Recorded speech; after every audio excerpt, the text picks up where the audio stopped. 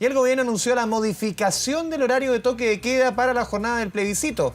Para hablar de lo que ocurrirá el próximo domingo 25 de octubre y otras materias, nos acompaña el diputado de Convergencia Social por la región de Magallanes, Gabriel Boric. Diputado, bienvenido a Canal 24 Horas, ¿cómo le va? Muy buenas tardes, un gusto, Gonzalo.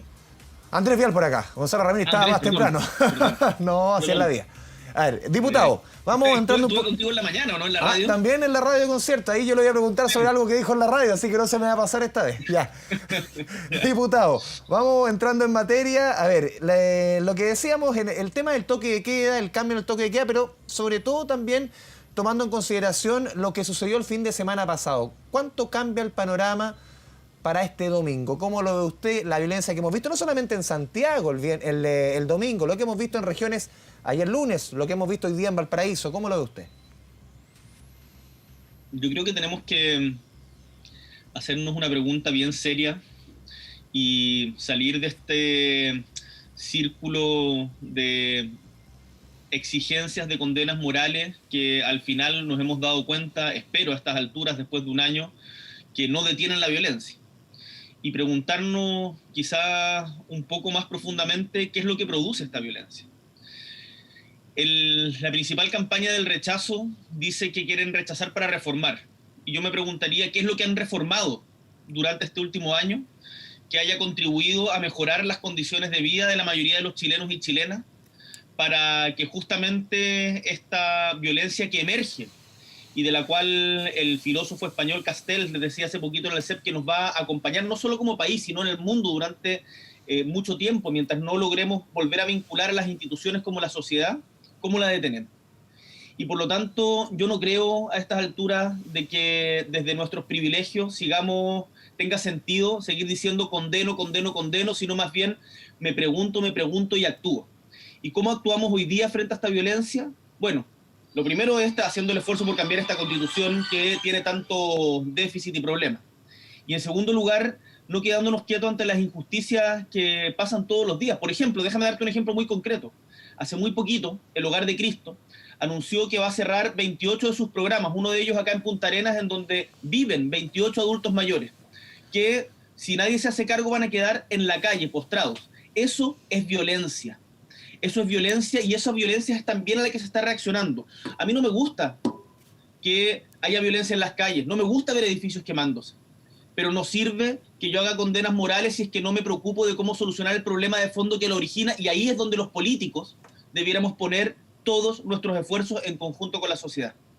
Pero justamente esa violencia física, esa violencia que hemos visto material, que hemos visto en la quema de iglesias, lo que hemos visto en los últimos días, también no ayuda, no empuja a quienes relacionan justamente y hacen dentro de una campaña política, relacionan la violencia con el apruebo. Es que no tiene que ver con el apruebo, esto va más allá de lo que a uno le parezca, es los que buscan, los que apoyan el rechazo. Por eso, pero yo he hecho campaña desde el día 1 por el apruebo, estoy totalmente jugado por el apruebo. Y la mayoría de los chilenos que se han manifestado pacíficamente a lo largo de todos estos meses, yo estoy seguro que no quiere violencia. Y como no queremos violencia, queremos justamente abordar las transformaciones estructurales para que Chile deje de ser un país tan desigual que permite que en un lugar como Bajos de Mena, en 3 kilómetros cuadrados, vivan 140.000 personas. Entonces, basta de condenas por, no sé, en las cartas al director del Mercurio, si es que no nos ponemos de acuerdo en cómo enfrentar las causas estructurales que la producen. Esto no tiene que ver ya con el apruebo o el rechazo. Legislemos, cambiemos la Constitución, mejoremos nuestro pacto social en pensiones, en salud, en vivienda, en reconocimiento a los pueblos originarios. ¿O me van a decir que la violencia que existe entre el Estado chileno y el pueblo mapuche desde hace 500 años es culpa del plebiscito? No tiene que ver con el plebiscito, pero está ahí, presente. Lo que pasa es que durante mucho tiempo no la veíamos. Hagámonos cargo de los problemas de fondo y dejemos de hacer constricciones morales como si tuviéramos una suerte de cilicios. Diputado, ¿cómo ve usted la estrategia que llevó Carabineros, sobre todo el día domingo? Ha sido bien criticada por un sector, y no sector de la oposición. Lo vimos en palabras del alcalde Alessandri diciendo que prácticamente aquí el Estado no actuó. Los vecinos decían nos dejaron solos. ¿Cómo ve el actuar de Carabineros puntualmente lo que sucedió en Plaza Baquedano el domingo? No, yo no soy quien para evaluar estrategias específicas de la policía porque no es materia de mi expertise. Lo que uno puede decir respecto a Carabineros es que están en una profunda crisis institucional desde hace bastante tiempo y que eso sin lugar a dudas merma su legitimidad y moral a la hora de tener que llevar adelante su función. La cantidad de violaciones a los derechos humanos que han habido en el último tiempo en Chile es realmente una pandemia y esto no es algo que inventemos nosotros. El presidente de la Sociedad de Oftalmología de Chile nos contaba en una sesión en el Congreso que en Chile han habido más casos de daño ocular durante el año recién pasado que en toda la franja de Gaza en el conflicto israelí-palestino en los últimos 10 años.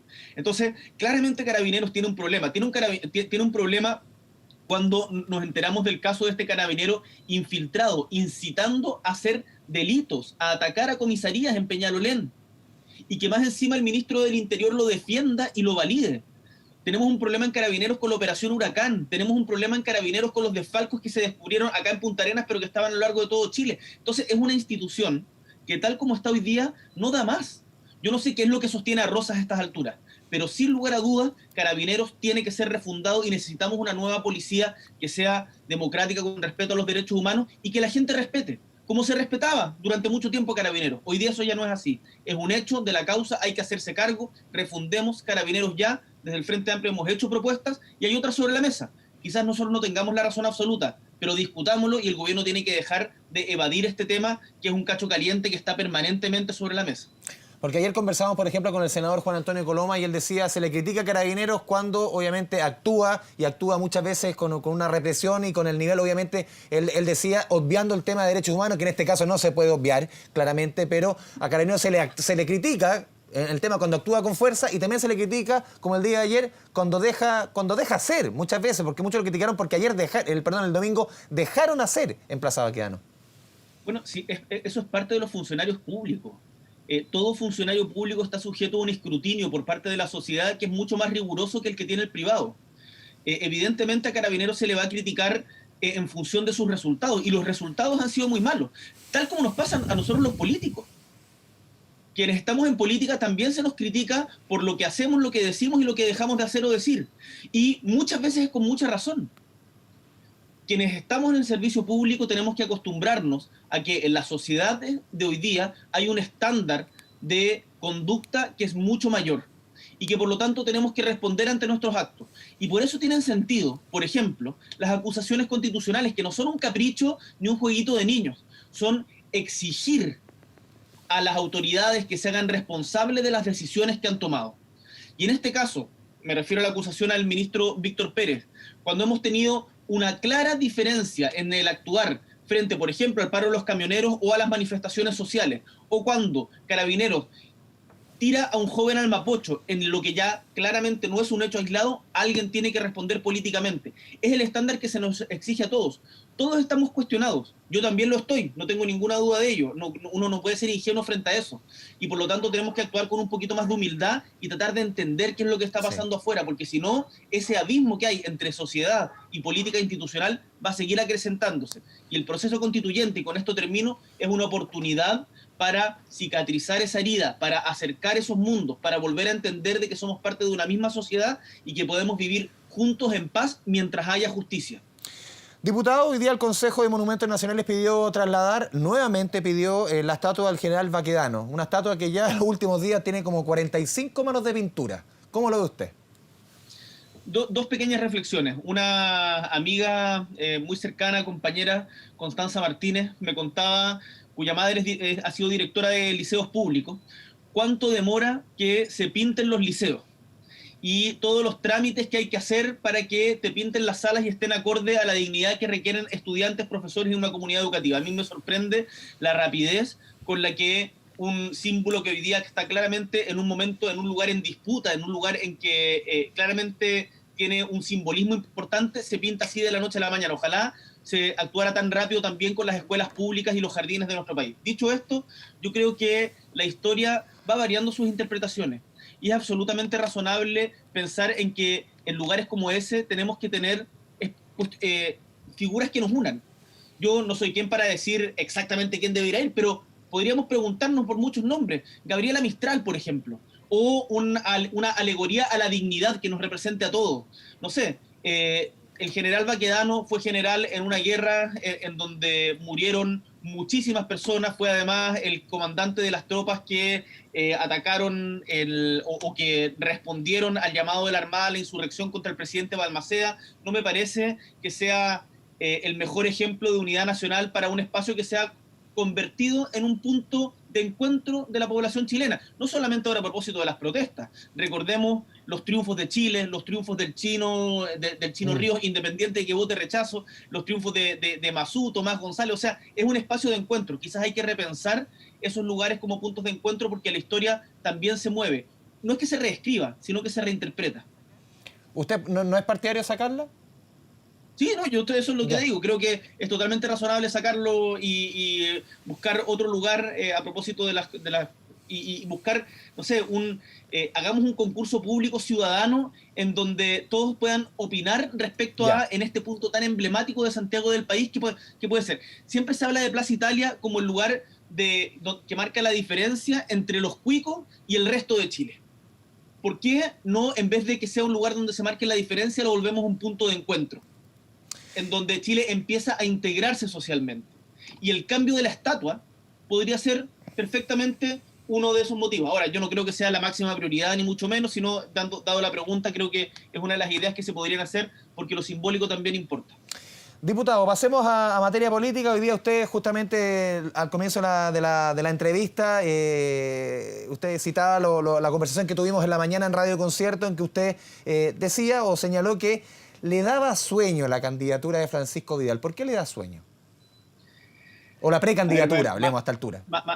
Mira, más allá de la talla, yo creo que hoy día,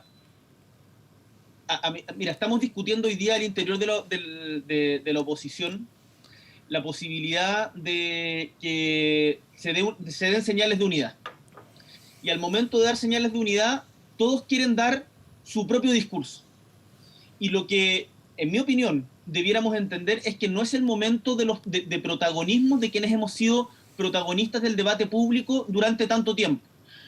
Yo soy relativamente joven, tengo 34 años, pero entiendo que también soy parte de los impugnados y que por lo tanto hay que tener un poquito de humildad y dar un paso, no salirse del mapa, no ponerse un escote en la boca, pero otorgarle el protagonismo a otros. Me parece que cuando estamos a 5 días del plebiscito, que haya una persona que diga, no voy a anunciar mi candidatura presidencial, pero sí la voy a anunciar el lunes después del plebiscito, es una falta de respeto a la inteligencia y una falta de criterio al momento actual. Además, que todo el mundo tiene derecho a ser candidato a presidente, pero me imagino, no sé, Jorge Tarud lo felicitaba. Bueno, si ellos creen que eso es ser representativo de la ciudadanía en este momento, me parece que están leyendo mal el escenario en el cual hoy día nos encontramos y hace falta escuchar un poquito más y mirarse al espejo un poquito menos. Diputado Gabriel Boric, le agradecemos esta conversación con Canal 24 Horas. Solamente un detalle, la última vez que conversamos también tenía la polera católica abajo, ¿eh? Es que caché que hoy día me pidieron una cuya sobre Gary, entonces aproveché de mandarle un saludo ahí al Pitbull con... A raíz del último tuiteo de Gary Medel respecto justamente a temas políticos.